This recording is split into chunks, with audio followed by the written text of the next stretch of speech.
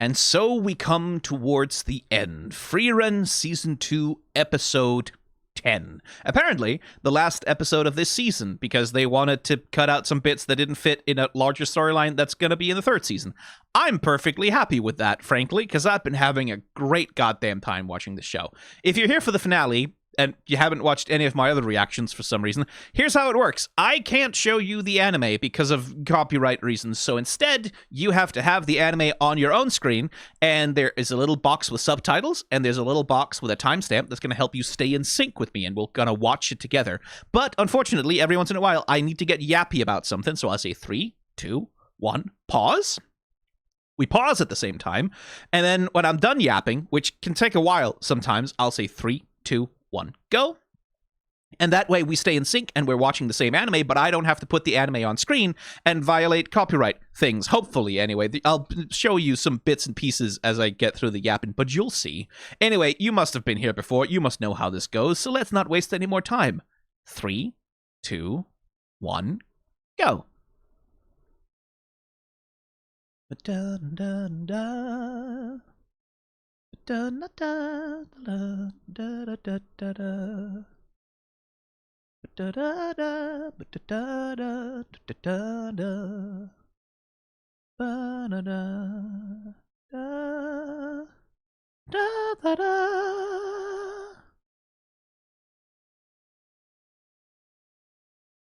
I feel like that's an appropriate OP for this season. Like, it's chill. It has a dramatic moment at the end, but it's mostly just fairly chill and blissed out. The drama is emotional rather than, you know.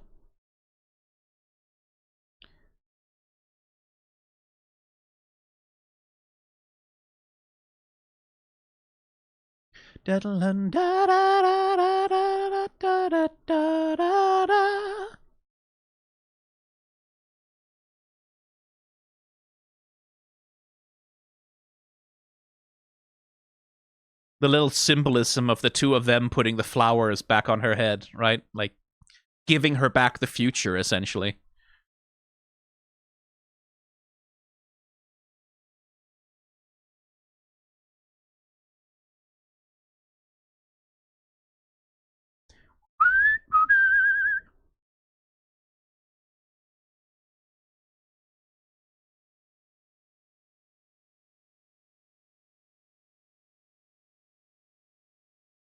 $3,000? 3 kilometers? Jesus Christ! A 3-kilometer sheer drop.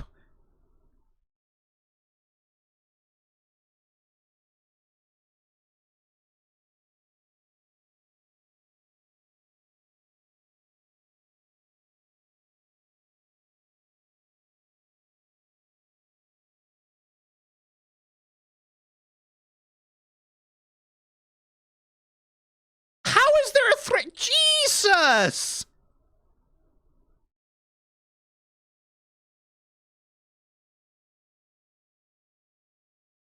Three kilometers!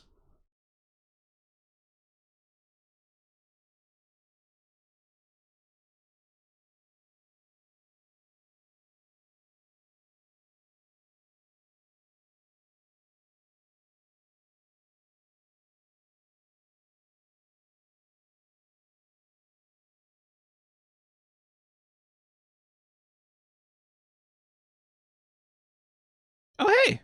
Bridge.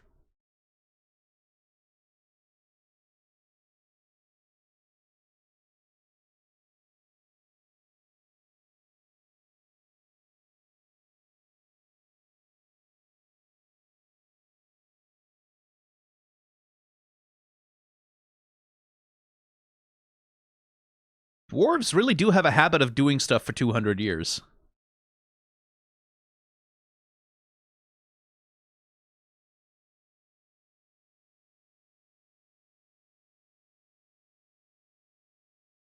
Hang on a minute.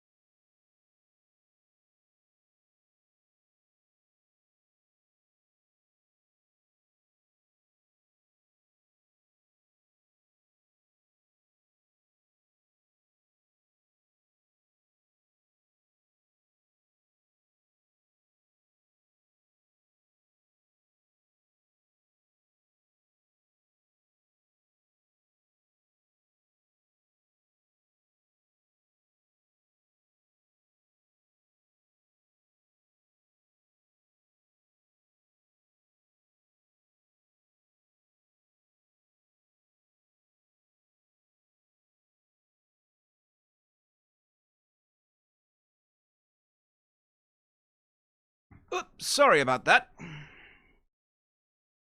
I thought someone was banging on the door. And apparently that was next door. So, I didn't have time to count down, had to get up rather suddenly. Anyway, timestamp there. You should be able to get in sync with me. So, 3, 2, 1, go.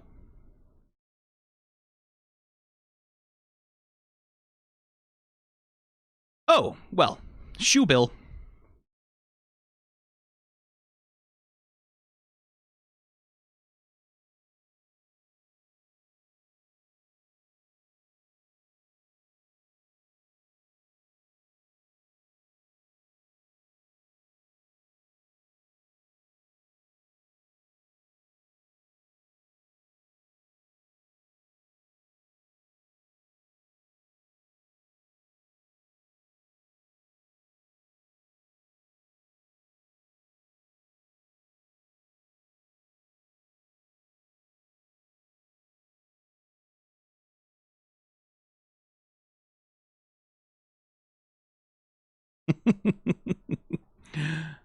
We know how it goes.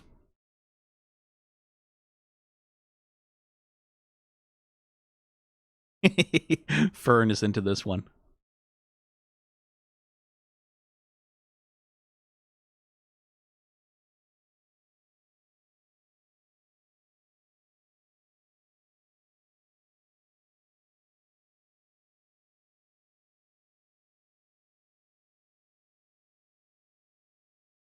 Hi, Apollo. Could you maybe be not in front of my screen right now?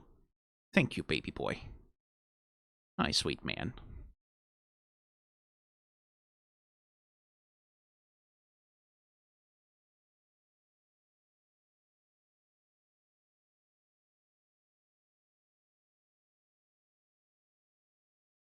Kind of looks like you could cross on it, though.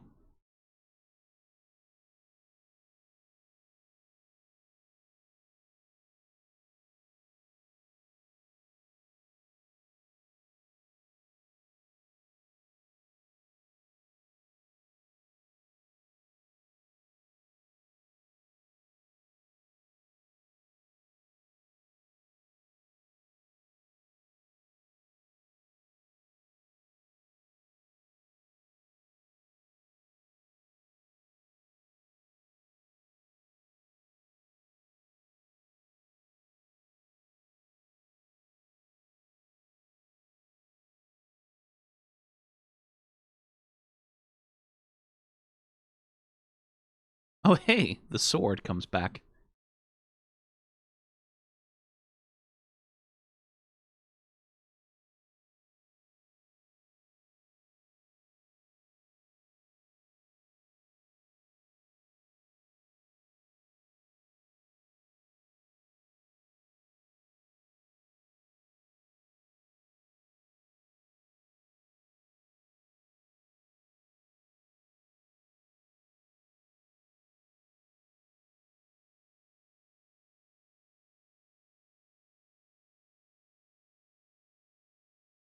I have a cat in my lap who wants to be pet.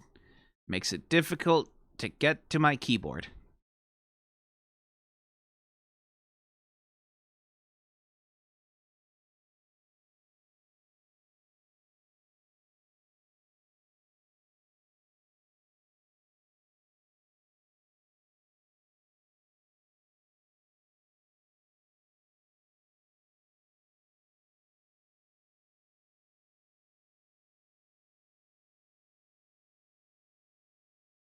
Oh, nice kids.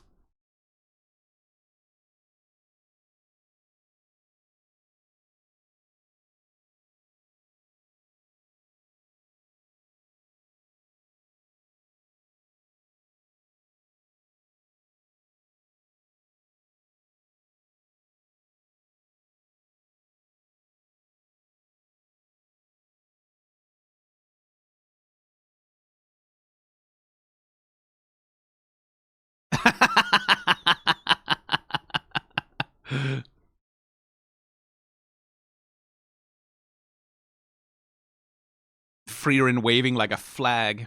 Yeah! Get him, Stark.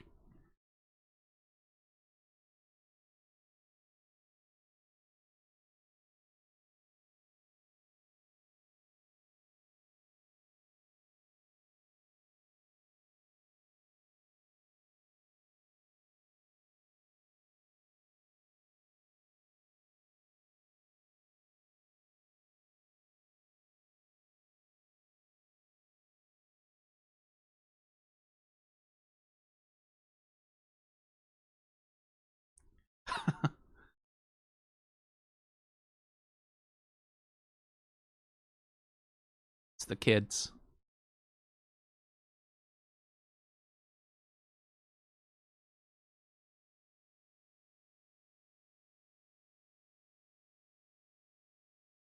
And Stark makes friends with everyone immediately. Goofing off with the kids. That's sweet.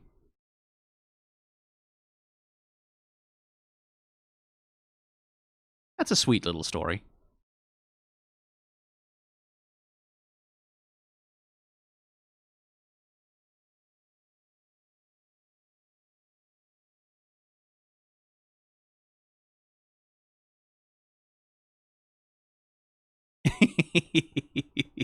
And Frieren with all her stuff.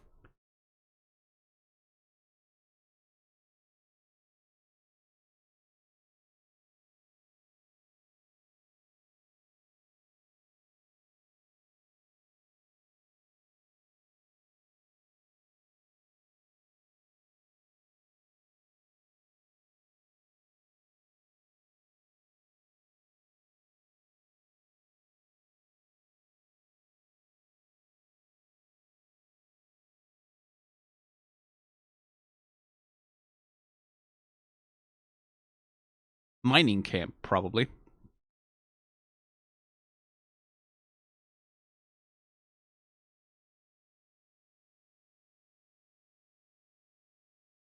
Hiya, Popo. Yes, I know. Daddy needs the keyboard, though.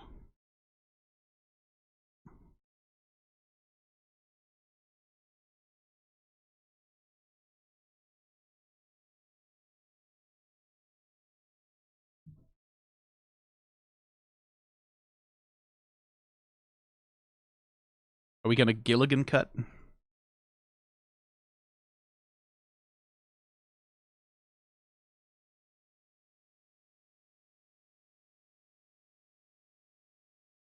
Three, two, one, pause.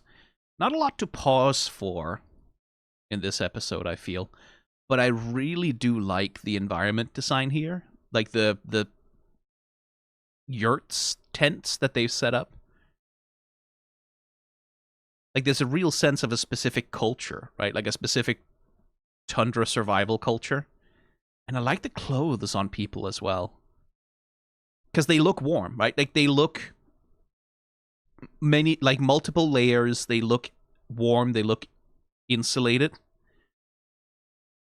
But they don't look overly fancy. They look workmanlike, because that's what this is a working camp.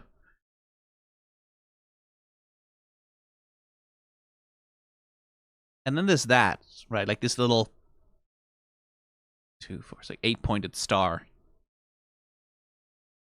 That feels like, okay, that feels like a specific symbol that has something to do with the culture of this place.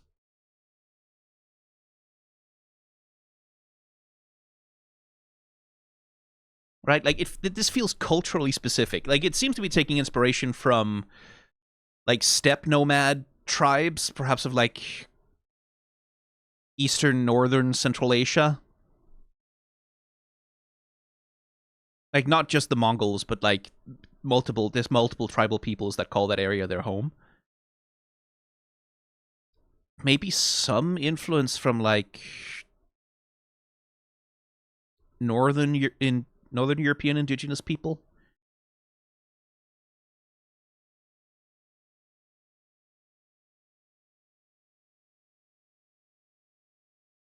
It feels very specific.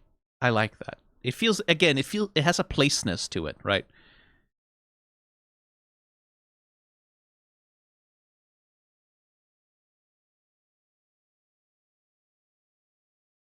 It feels like a specific place.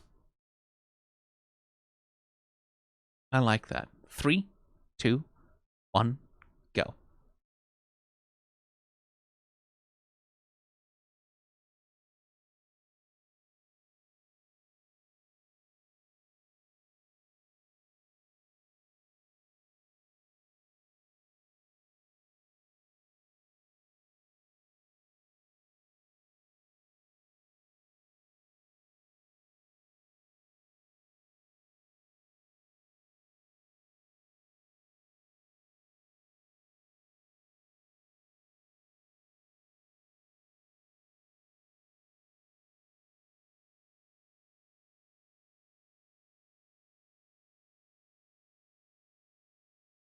Hi, Apollo.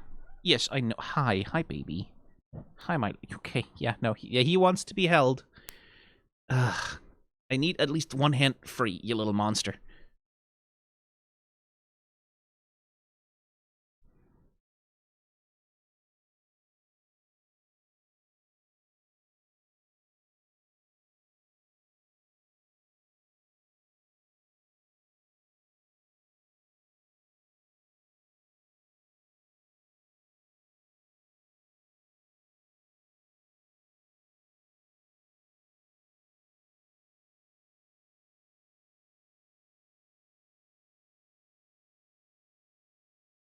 Oh, right, to claim a spot.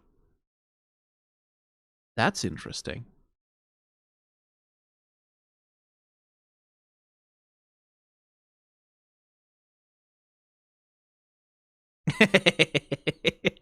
Oh, 3, 2, 1, pause. Hang on. Hang on, I just have to see that again. Lovely little squats animation. Again, another little good observation, right? That anytime Stark has downtime, he's exercising. He's working out. He's keeping up his strength.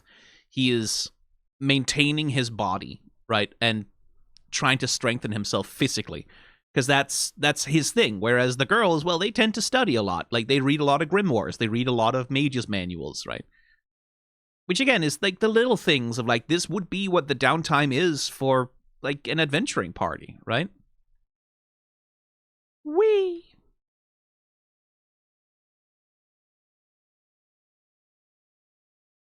And... oh.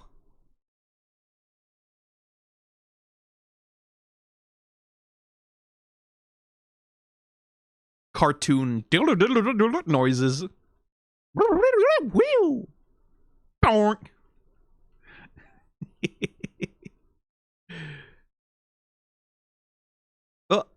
What? Rawr. Rawr. Rawr. Rawr. Rawr.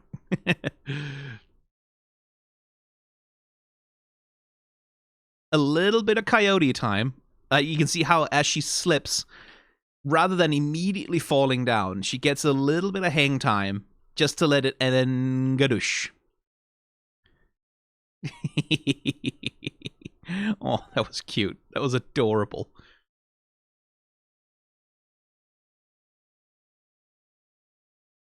All right. 3, 2, 1, go.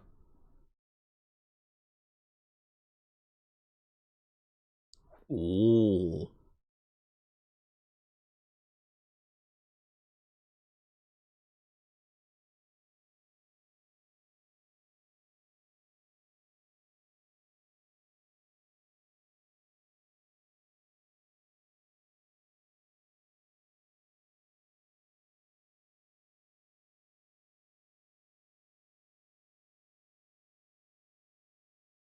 Oh, that's cool.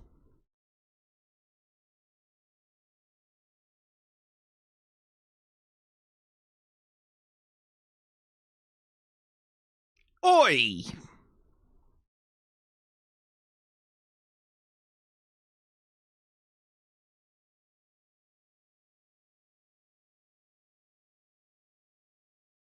That wolf has moves.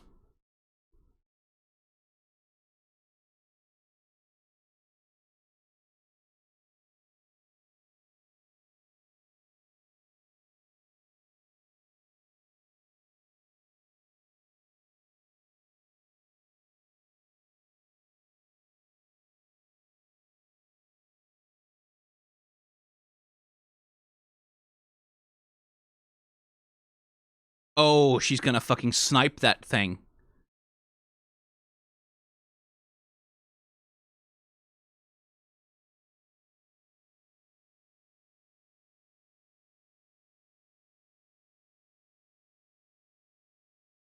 That ruled.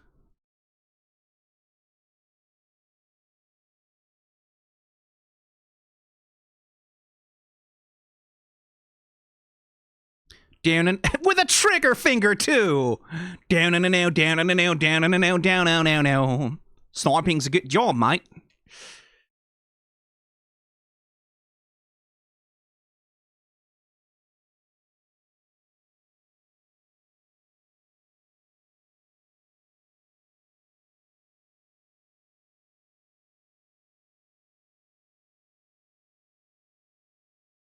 Oh! Orbital nuke.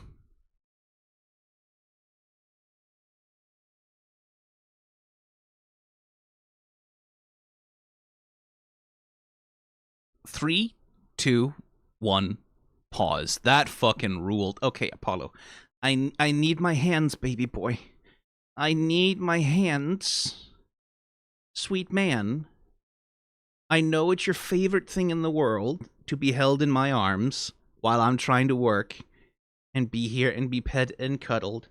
And you're very sweet and you're soft and you're warm, but you're also a big fat ass. And I can't hold you with just one hand for very long. So now you need to go. You need to go. He doesn't want to. He's holding on. You need to go. Purr, purr, purr. You're so sweet. Oh, you're so cute. Oh, you're so cute. Yes, I love you. I love you. I love you. You know what I'm gonna do? I'm gonna love you so much. I'm gonna love you so annoyingly. I'm gonna be such a pest that you'll leave on your own. That's what I'm gonna do. Ah, sweet boy. I'm sorry. I will cuddle you later.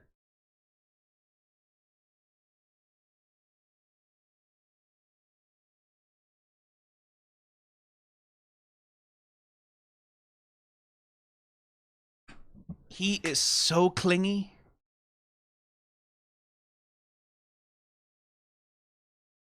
You would not believe it.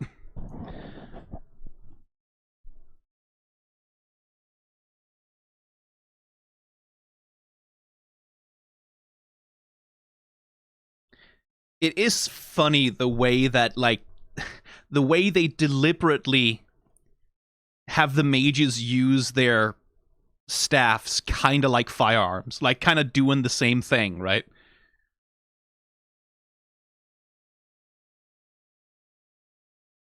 And also, like, the sound design even like gets pretty close to it. Go do do do do do do do do. It is like a slightly gun-like sound out of them.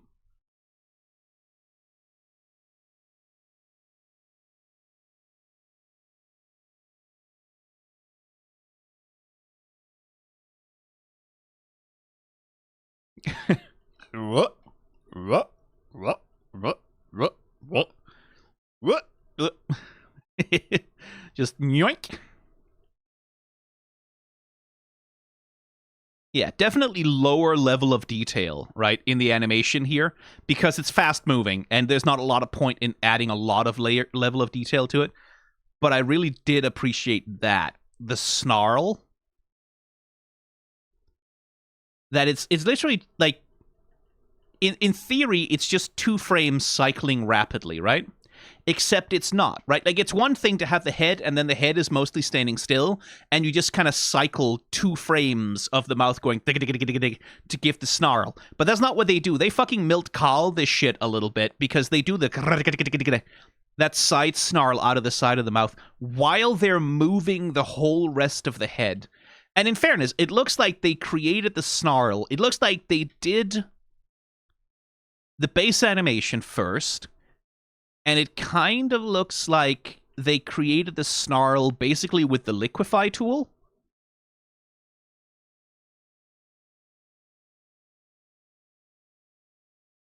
And then, like, yeah, I think maybe, yeah, they drew the animation, then used the liquefy tool, and then drew over it again to make it consistent. Something like that, because you can see certain elements kind of stay in place while others move. Either way, it's really hard to do an animation like that while also, like, the head is slowly rotating down, slowly rotating up, and still getting, like, a snarl like that out.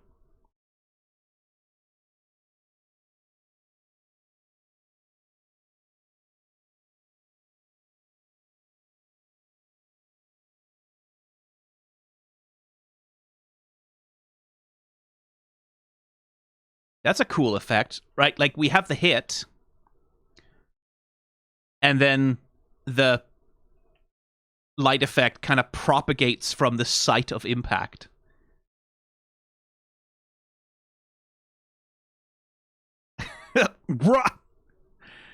Kicked him so hard, left an after image.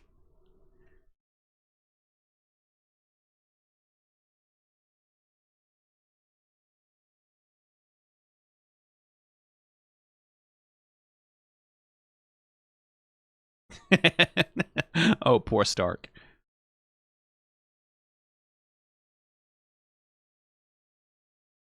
Yeah, sorry, buddy. It's the warrior's job to get the shit kicked out of them.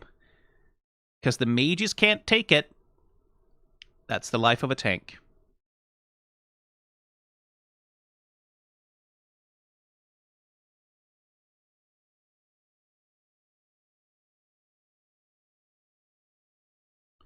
Another nice little effect. It swipes down 4 claws. So we have 4 claw swipes, and then we have 4 plumes of like ice and snow being kicked up. I like that. That's a good consistency. Beautiful fucking clouds as well. These look like hand-drawn clouds rather than the 3D generated ones we've seen. And they're animated on ones too, which is like, that's relatively easy because it's just like a single line that you fill up with some color, but look how pretty that looks coming out.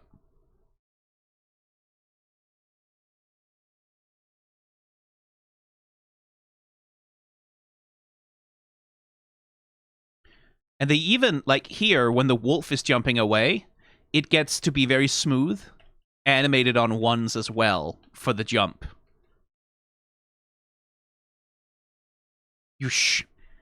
Really smooth. Beautiful.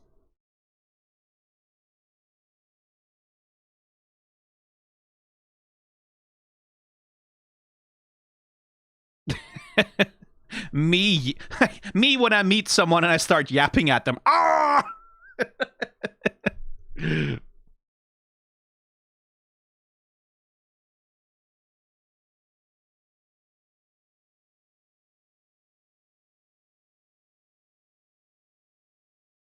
I was like, I thought for sure he was going to have to do the cartoon thing and like wedge the wolf's mouth open with his axe and sort of kick his way out. But that's much cooler. Yeah, chew on the ball, doggy. Gadoosh. And again, we're animating on ones here, which is like we're going on twos, and then we get to here, and now animating on ones, baby. Because this big action moment needs a lot of extra frames. Like, just for a moment, we do like just to smooth that out, and then once we get to the hit react, which is here, we're back to animating on twos. So like very deliberate use of like the frame pacing, kicking things up to animating on ones just when it's necessary. And again, it feels insane to say that a seasonal anime is animating anything on ones. I don't think One Punch Man animated anything on ones. Maybe Mob Psycho did. Right, like they stuck to animating on twos for the most part, like 2s and 3s.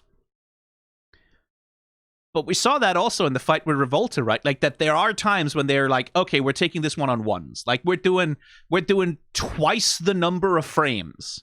Like, because like going from 3s to 2s is like, that's not, you're not doubling the amount of work there. But going from 2s to 1s, yeah, you're doubling it.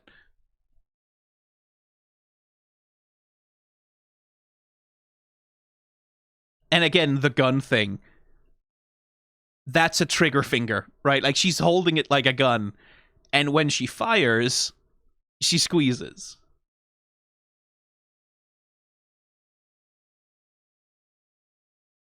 It's skeuomorphism, basically.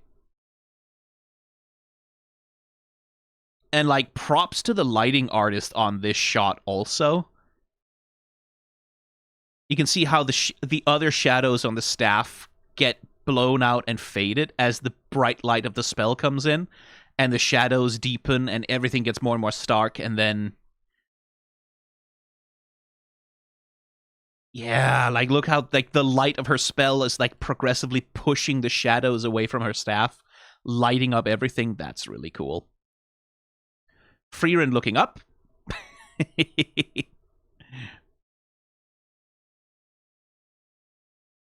Animating on ones again. Because the wolf needs to look very smooth when it's going here.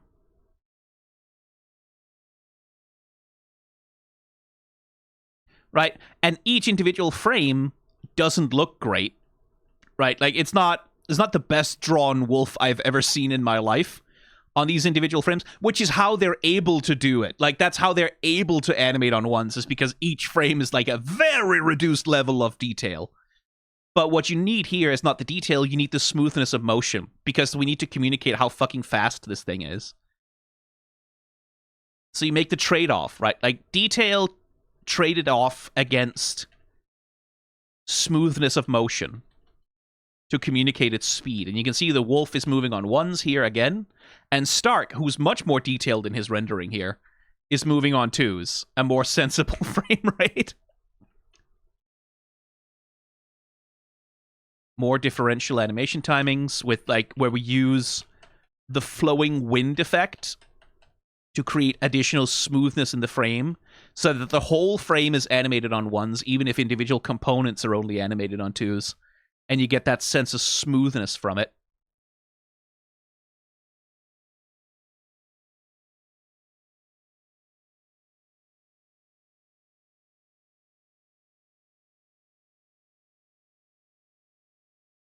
Yeah, animating on ones just like for this bit, and then as it slows down, slow down to animating on twos, and then land.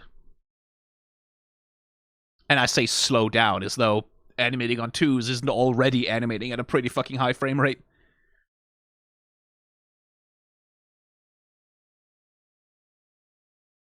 Someone really having fun with the flutter on Fern's hair. Yeah, some flashing light warnings here, I suspect.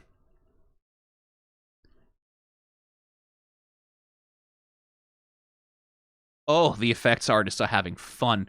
So that is interesting. Is that... That looks... That looks like it's playing like an actual spark explode, like maybe some high-speed footage of like a welding spark or something, and they're playing it in reverse to sort of create this gathering here, like these effects, this gathering, and then they're like hand animating some effects under it. That looks really nice.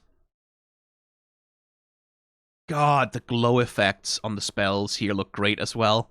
And like the reason why the glow effects look so good, part of it is because of the grain. Like, part of it is because of the texture and grain that they just put onto the frames all the time. So they have something to glow in, right? They have there's some texture to it. Oops, she killed Stark as well.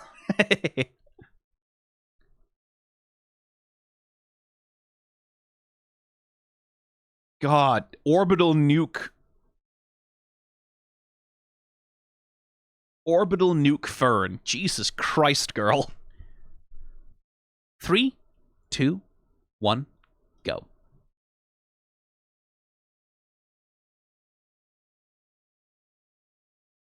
Oh, good! That's great.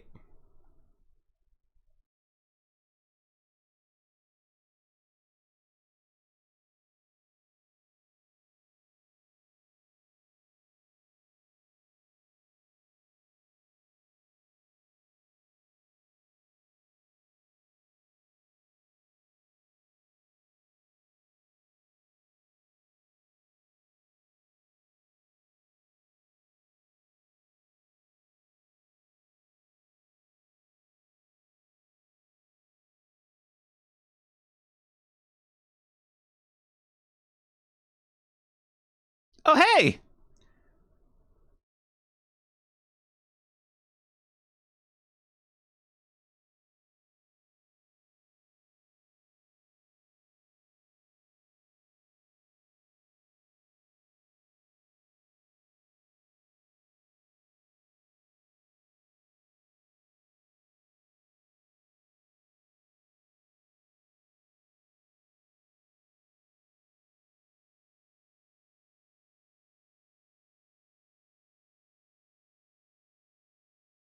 Nice little payoff. Yeah.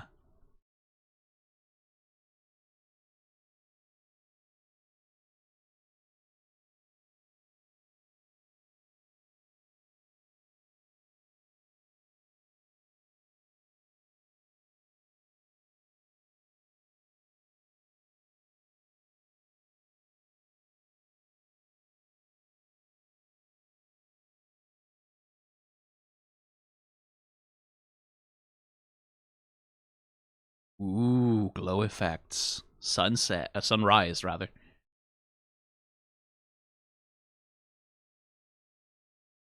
Oh, 3, 2, 1, pause. Hang on. Hang on. That was lovely. See, like, so the shaking animation, right? It's one thing, like, we have this, like, again, wave propagation, right? Like, where Fern pushes and Frieren's body follows, and then her ears kind of like, rup, rup, rup.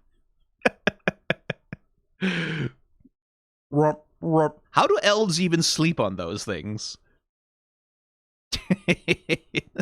that's such a charming animation. Little waggle, waggle, waggle. That's so cute. It's also really well done because it's not just like it's not you could do that with a motion tween, right? Like you could just do that by having a static illustration and just moving it back and forth. This is hand animated frame by frame. As you can tell when you look at like the way the lines change from frame to frame. And it even includes like as Frieren's shoulder comes up here and gets pulled back, you can see how her ear rotates a little bit around its axis to build up tension before it moves backwards. So that's like a fairly like it's a simple shape, right? But it's a technically intricate bit of animation to do for just a little comedy gag. But what a lovely, charming little ear wiggle. That's really nice.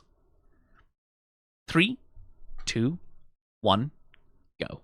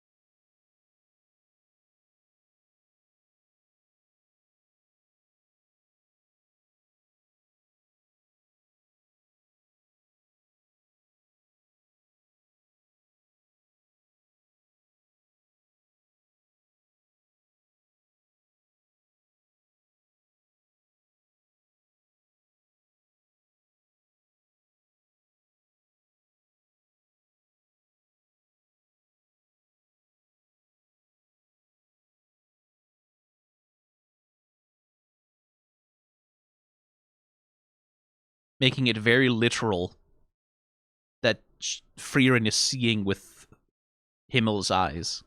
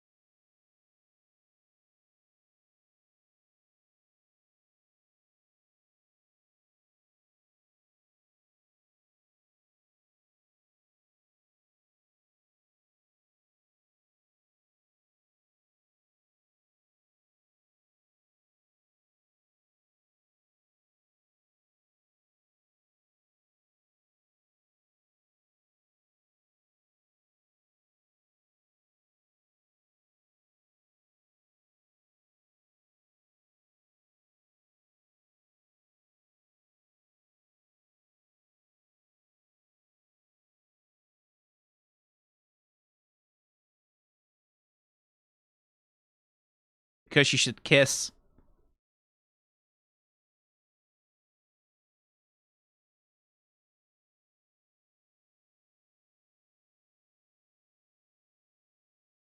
Is frieren just there spending all the money immediately on...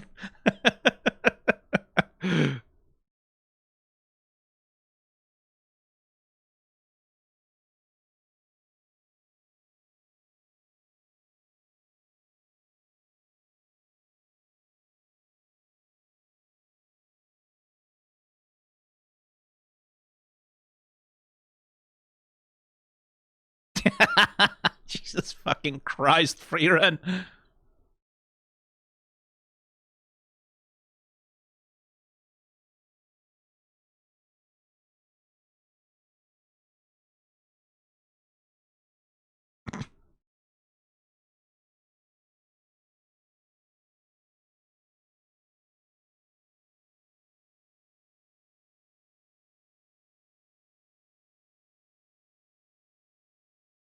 And we get the montage, yeah. Again, a very low stakes... Oh, it's the village. A very low stakes season overall, right? Like, there wasn't an overarching goal, really. There wasn't a villain. There was like a brief digression where we sort of like, oh yeah, it's a shonen, technically, kind of seinen, whatever. But mostly just little travel montages.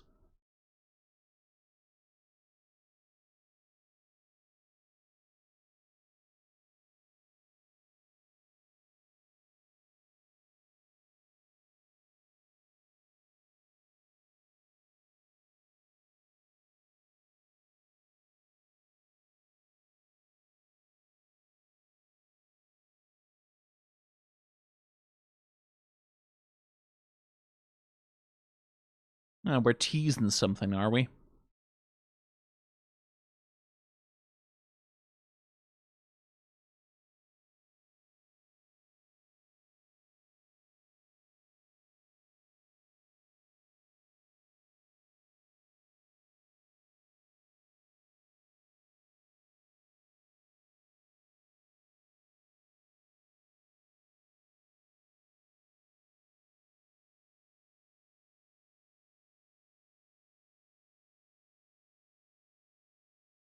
He knows, but that doesn't mean he's gonna.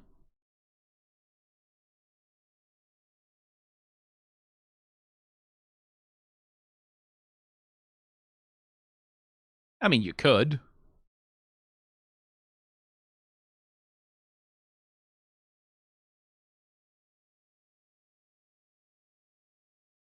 Ah, that fella.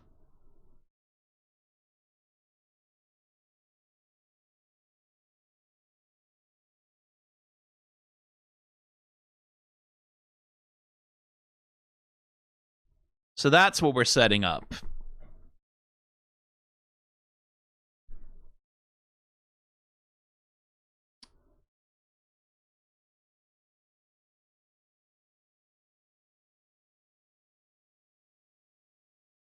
That's the fella that we saw in frieren's flashbacks multiple times,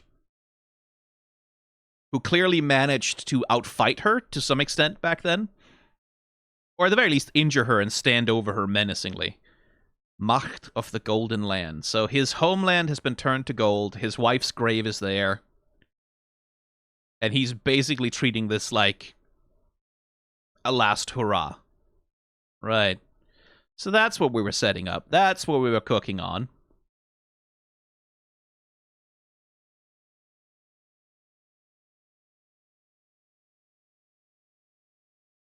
And we're setting Macht up as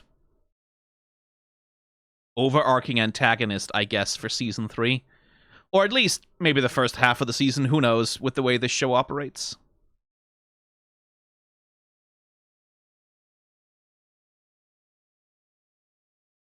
Good little cinematography here as well. He intends to die as he's walking into shadow, right? Out of the light into the shade.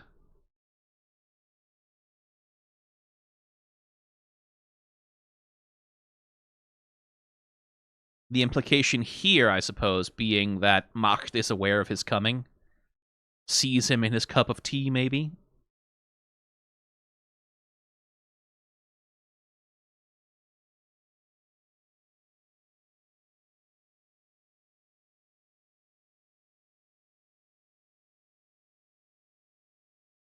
Another bit of hand animation that practically looks 3D.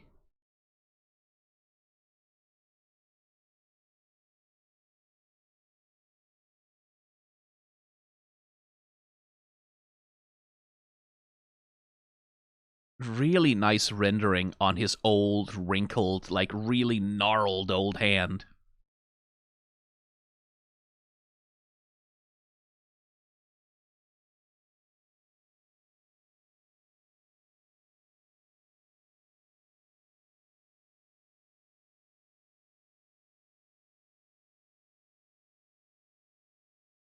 It's an interesting change in the light as well, right? Because we start on... This looks like basically midday, more or less, right? This looks like the middle of the day. And then as the scene progresses, as we transfer the memories, poof. Now we're at sunset, right? Very literally at sunset. The end of the day. The end of Denkin's day, more or less. Implication being like a sunset, the ending of a story, right? Because he intends to go and die.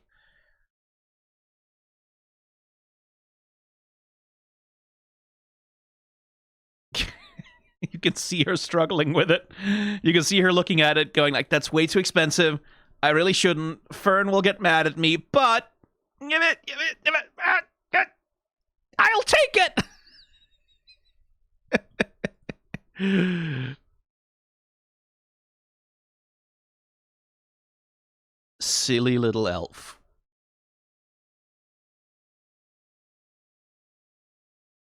I kind of wish I had this without the scrolling credits, just so I could get a screenshot of it. That's adorable.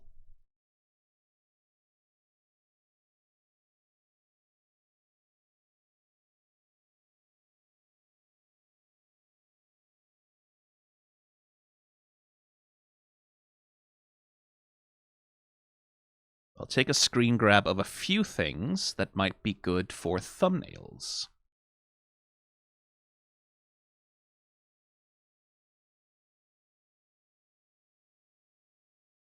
Yeah, so we're setting up Denkin. He's not really useful this season, but next season is going to be the story of how he ends his life, I guess. I have a sneaking suspicion that he might die at the end of it, like, or at the middle of it, frankly. It feels like they're setting up for that quite deliberately. And it would feel odd to not have him pass away at the end of his story.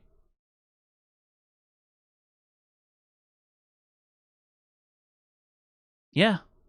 An unspectacular season finale in a lot of ways, right? Like, it doesn't end on a big bang. It doesn't end on anything special. It ends on yet another monster exterminating quest, right? Because those are just the daily life of adventurers. It's like, oh, monster extermination here, monster extermination there, monster extermination at the bridge, monster extermination at the village. It's the daily minutia of adventuring, which, again, theme and point of the season, basically. This is what the season has been about, right?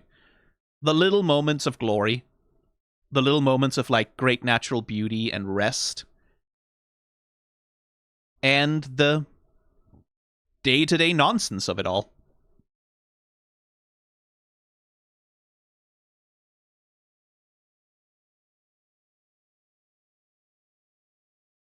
They're so cute.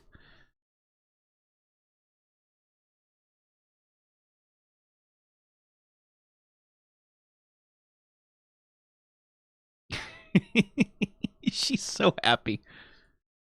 Ugh, adorable. Yeah, what a good fucking show. Because it's the thing of, like, even when frieren is playing on the lowest gear, right? Like an episode like this, where we're not doing much. It's not that important. It's still operating on a level that's, like, unachievable for most other anime. Like, aesthetically and just in terms of the technical quality of the animation.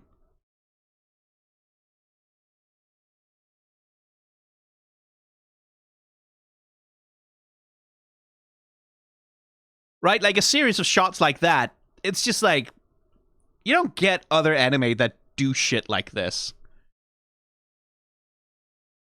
In, like, what is effectively kind of a wind down, cool down, relax, chill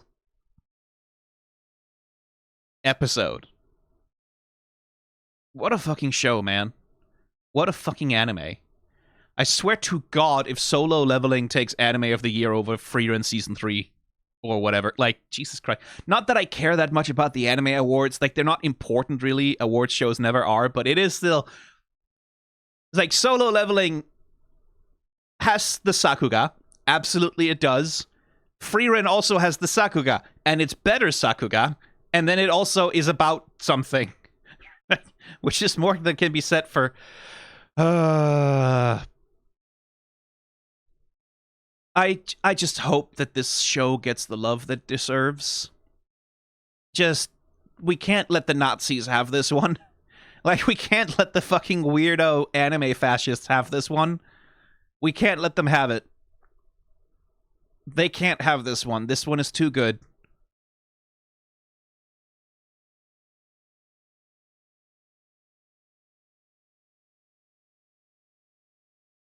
There's too much craft poured into this one.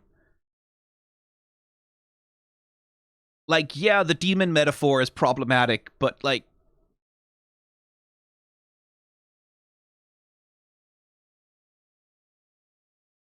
The fascists can't have this one. This one is ours.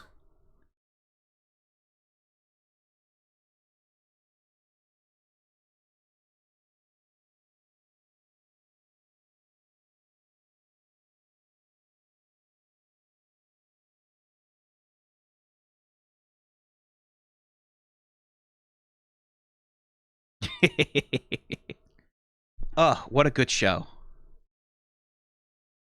Anyway, I guess we'll see, like, with the demon metaphor thing, I guess we'll see how that plays out in Season 3. Because, like, the show can't avoid exploring the demons forever. And once it does, we'll start to understand what the thematic valence of the demons are, beyond just being the boogeymen. And I'm curious how that will turn out. Anyway, that was Season 2. That was all of it. That was the whole thing.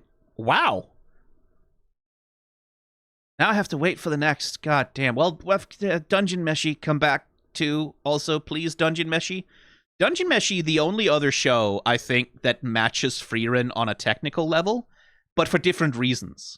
Like, it has that same dedication to retro aesthetics when it comes to its backgrounds and things like that. But Dungeon Meshi is the only show that matches frieren on a thematic level in being about something. That's Dungeon Meshi and frieren are the two shows that are the most about something. Well, Witch Head Atelier is there also as well now, but they are about something. Like, they have a thematic coherence to them, which I think is genuinely deeply admirable. You should read Dungeon Meshi, by the way. Like, watch the anime, absolutely. But all of you, read Dungeon Meshi as well, please. It deserves to be read. Ryuko Kui's artwork is so fucking good. She's such a good character designer. It's insane what a good character designer she is. And you deserve to see that, like, in the full. Also, Ryuko Kui has put out, like, I think a couple of art books at this point. The Daydream one and the Adventurer's Handbook. If you care about character design, if you care about art, like, if you're interested in, like, just get those. Those are treasure trove. Those things are fucking magic. If you want something, like, you just open that shit and just let every page of it inspire you, because she's so good at showing her process. It's so inspiring. I open that thing and I want to draw immediately. My earnest recommendation. Anyway, I think I stopped talking about frieren, so I think I should stop recording this video about frieren. See you in Season 3.